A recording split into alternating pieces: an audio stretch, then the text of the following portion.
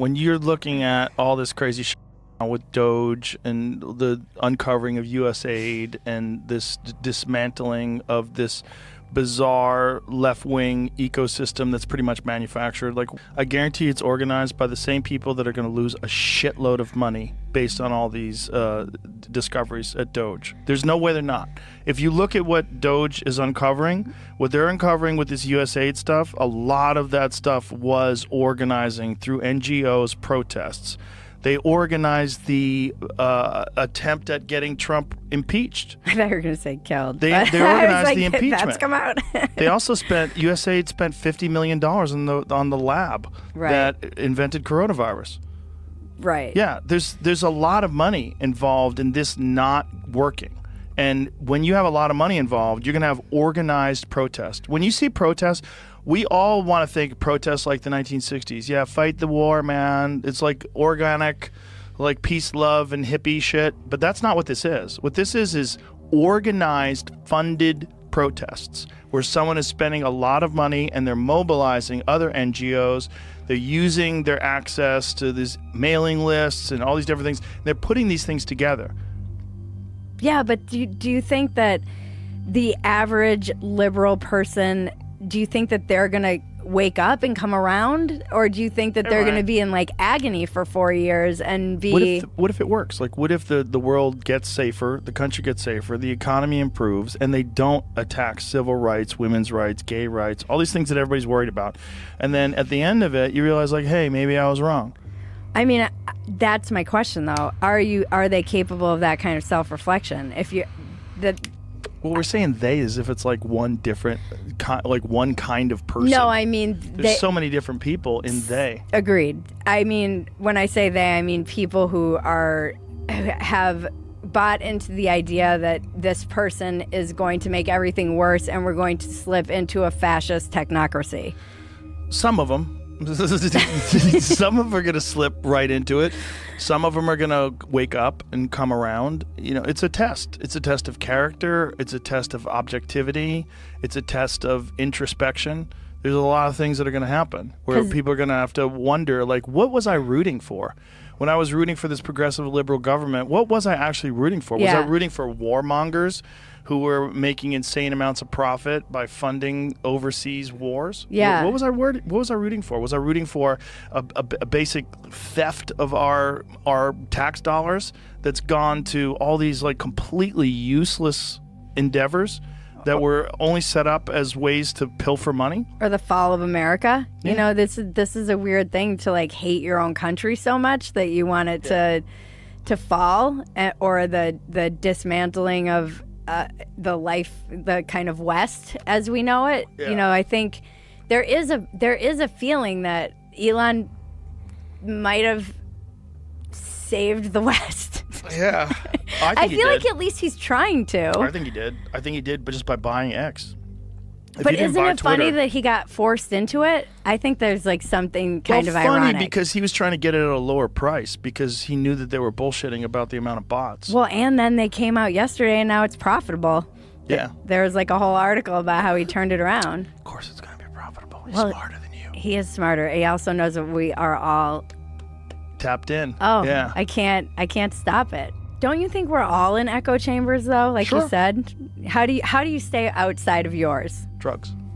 Oh, that's true. That helps a lot. No, I'm kidding. You just got to recognize like you're thinking. You have to have a process. What's your process? I live by the Joe Rogan school of interneting.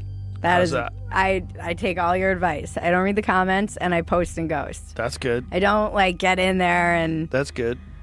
I definitely do that. And then I think of like, what do I really think about something and why do I think about it that way? And I try to go, is it because it's self-serving? Is it because I've said it in the past and I want to be right? What is it?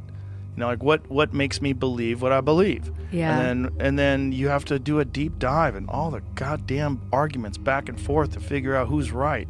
And all the logic and the and see people ignoring certain core facts. Like this is the most fascinating thing about this USAID thing to me is how people on the left are completely ignoring all the rampant, obvious corruption and conflicts of interest in the government funding non-government organizations that in turn fund the government. Yeah. Like, that's so crazy. And anybody that doesn't think that's crazy, it's like, what do you love money influencing everything in your daily life?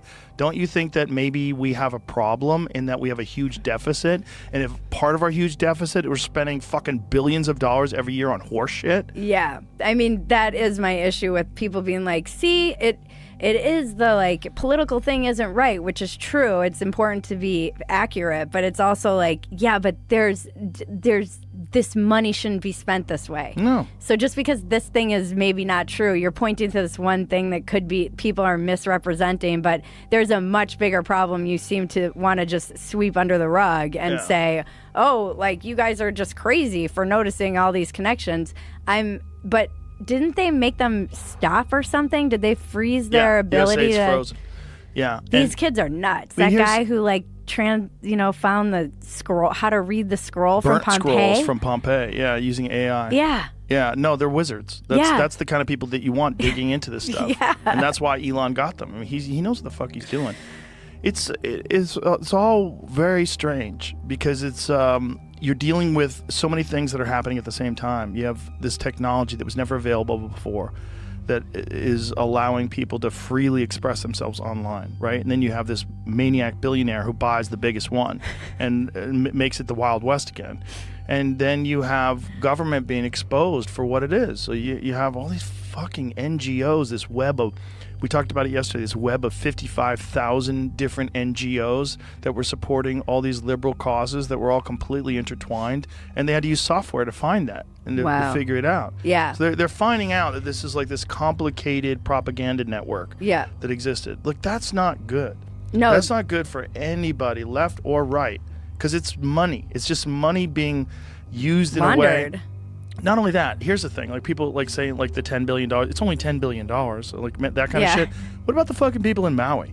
Yeah. What about, that could have been fixed with $5 billion. The government could have said, we are going to rebuild those people's homes to the exact state and even better than where they were before. It's going to cost us $5 billion.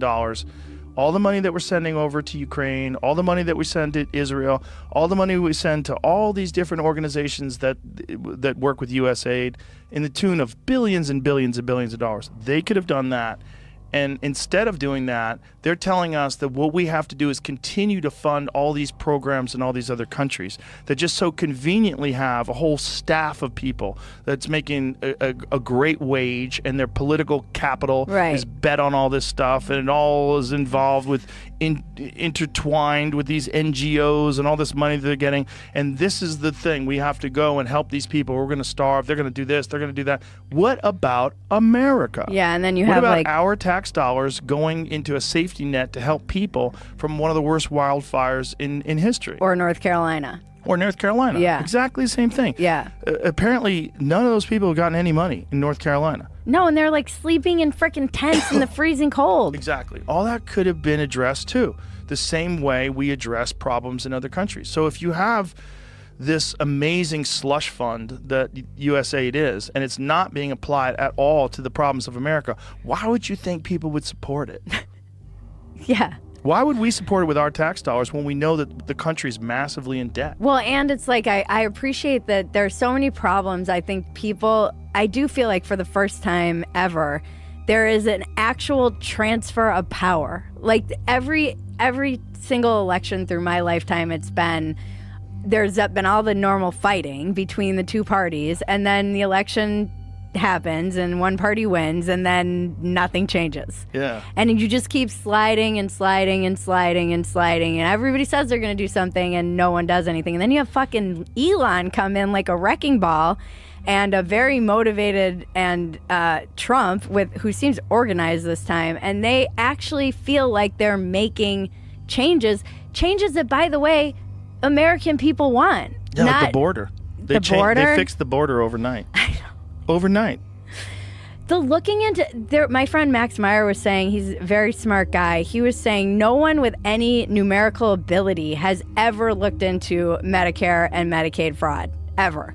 Like, that's what they're cracking into next. There's a lot of money there that is like provider side fraud, where it's just inflated. Wasn't that Sonny Hostin's husband? Isn't he involved in a RICO lawsuit Oh, I don't know. about insurance fraud? The View person? Yeah. Oh, Yeah, I have no idea. Her husband got arrested. Oh, really? Yeah, he's one of 200 people charged in some gigantic insurance fraud. There's a lot of that. What is that? What's the actual story behind that? Jamie's looking. Jamie's on it. He's yeah, on it. but there's they can take. I mean, you know how complicated it would be to try and untangle that web of where you're inflating things that people have and you're saying this is like a band. You see these things online where it's like a Band-Aid is $25,000, you know, like what? Someone explained that to me too, is that when you have a budget, say if you run an organization and it has a budget, you get money from the government and that budget's like $80 million a year, you can't spend 60 because then you're going to get 60 next year. You have to spend all 80. Right. If you don't spend all 80, you don't get it. You got to say, we need 90. Right. We're barely hanging on. Right. And so you have to charge Inflation. like $500,000 for a hammer. And that's literally how they justify their existence is the key. They're not in the business of being frugal and, you know, and being responsible and making sure that the money is being spent competently. No, they're in the business of keeping their budget coming in. Sonny Hostin's surgeon husband Emmanuel faces solo battle in lawsuit as co-defendants agree to settle. Oh, Jesus. So, okay. Sonny Hostin's surgeon husband has found himself in the hot seat in a massive lawsuit accusing nearly 200 healthcare providers of insurance fraud. Dr. Emmanuel Hostin defiantly called himself the victim of a frivolous smear campaign last month after he was accused of providing fraudulent medical services in exchange for kickbacks in a complaint filed by American Transit Insurance Company in December. Orthopedic surgeon now finds himself increasingly isolated after the vast majority of the defendants have now offered to settle their cases. Oh, boy. According to a new court filing obtained by DailyMail.com, American Transit, which insures taxi company and Uber Lyft drivers, announced last Monday more than 141 of the 186 defendants named in the suit have agreed in principle to settle one of the largest RICO cases ever filed in New York. The papers filed by the law firm Manning Cass did not specify which defendants offered to settle. Dr. Hostin has until February 10 to respond to the legal complaint. So it has something to do with drives from the hospital and kickbacks from all this shit. Yeah, it's because that's what they need though, is these guys who can use this AI technology to get in there and start looking on a massive scale at what all of these everything. I mean, they have to look at everything. I think most Americans want this. So they're being accused of getting kickbacks for performing surgeries and submitting fraudulent bills. Yeah. Hostin knowingly provided, this is in quotes, knowingly provided fraudulent medical and other healthcare services, including arthroscopic surgeries. The lawsuit filed on December 17th claims American Transit was then billed in exchange for kickbacks and or other compensation, which were disguised as dividends or other cash distributions. I don't know how they know this.